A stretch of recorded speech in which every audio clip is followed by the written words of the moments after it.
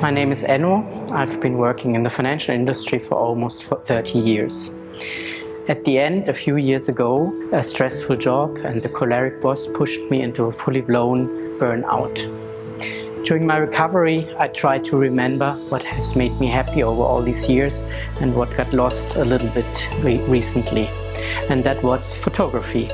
So I tried to reignite the fire again, and I found the Swiss Photo Club and the 1-year academy.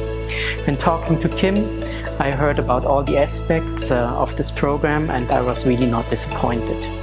It includes the shooting with the camera, post-production, the history, different styles of photography, as well as business of photography.